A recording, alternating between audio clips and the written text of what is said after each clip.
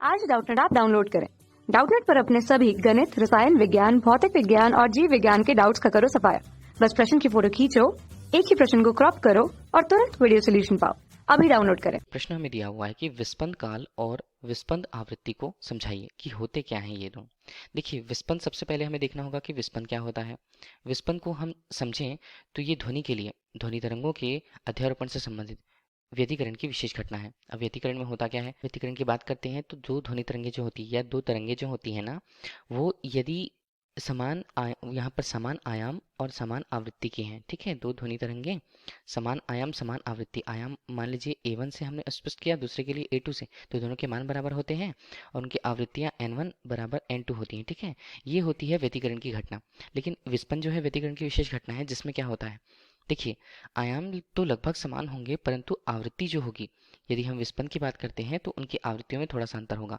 मतलब पहले तरंग के लिए आवृत्ति N1 है और दूसरे तरंग के लिए आवृत्ति N2 है, तो उनके मान बराबर नहीं होंगे, थोड़ा उनमें अंतर होगा, थोड़ा ही अंतर होगा। और यही अंतर के कारण जब ये तरंगे अध्यारोपित होती हैं तो किसी बिंदु पर, देखिए, किसी एक निश्चित बिंदु है, निश्चित बिंदु पर जो तीव्रता है, ध्वनि की जो तीव्रता है, वो यहाँ पर कम होती है, कभी कभी अधिक होती है, फिर कम होती है, फिर अधिक होती है।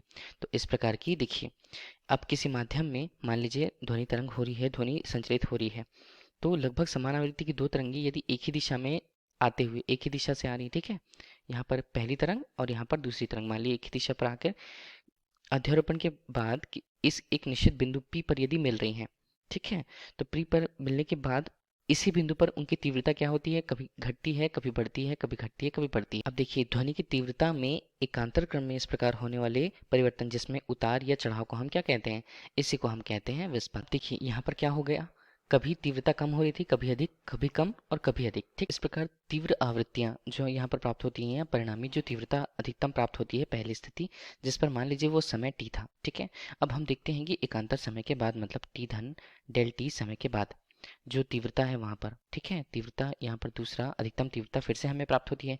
इस प्रकार क्रमांतर रूप में जो तीव्रता हमें प्राप्त होती है, अधिकतम तीव्रता, उनके बीच का जो समय अंतराल है, ठीक है, जो समय अंतराल होता है, इसे हम क्या बोलेंगे, यदि अंतर हम देखते हैं समय अंतराल के, तो t धन डेल t, और दूसरी तीव्रता के लिए और पहली तीव्रता के लिए वो समय t था, इसे हम डेल t से परिभाषा के रूप में दो क्रमिक तीव्र ध्वनियों के बीच के समय अंतराल को हम क्या कहते हैं, इसी समय अंतराल को कहा जाता है विस्पंद काल, ठीक है। ये विस्पंद काल तो हमने समझ लिया। अब विस्पंद काल के आधार पर यदि हम समय अंतराल को देखे थे, और यही जो समय अंतराल होता है कि यदि एक सेकंड में जितनी बार, देखिए, ध्वनि की तीव्रता में परिवर्तन हुआ, तो जितनी बार ध्वनि की तीव्रता में उतार चढ़ाव, हम बोलते हैं उसे उतार चढ़ाव, या ध्वनि की तीव्रता कम होना, उतार एवं चढ़ाव को क्या कहा जाता है, चढ़ाव को यहाँ पर हम बोलते हैं विस्पंद आवृत्ति। अब यदि हमने ये देखा कि दो ध्वनि तरंगे जिनकी आवृत्तियां क्रमशः N1 तथा N2 हैं, ठीक है, तो उनके लिए यदि आवृत्तियों में थोड़ा सा अंतर है, तो हम उनके लिए विस्पंद आवृत्ति को क्या लिखते हैं, विस्पंद आवृत्ति।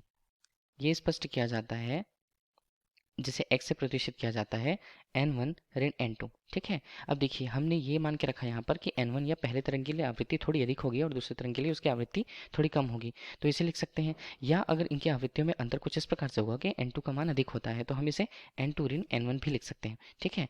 इस अनुसार विस्पंद आवृत्ति क्या होता है, दोनों ध्वनि तरंगों के यहाँ पर आवृत्तियों में अंतर को स्पष्ट करता है विस्पंद आवृत्ति, ठीक है। अब हम यहाँ पर बात करते हैं विस्पंद काल की, तो विस्पंद काल को क्या लिखा जाएगा, देखिए, आवृत्ति प्रति सेकंड के लिए बताती है।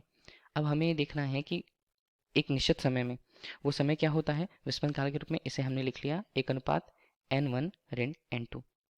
देखिए, ये हमें समय के मान को बता रहा है, ठीक है। यही हमसे प्रश्न में पूछा गया था। धन्यवाद। कक्षा 6 से 12वीं से लेकर नीट, IIT, JEE वो एडवांस के लेवल तक 1 करोड़ से ज्यादा छात्रों का भरोसा। आज ही डाउनलोड करें डाउटनेट ऐप या व्हाट्सएप करें अपने सारे डाउट्स 8400 400 400 पर।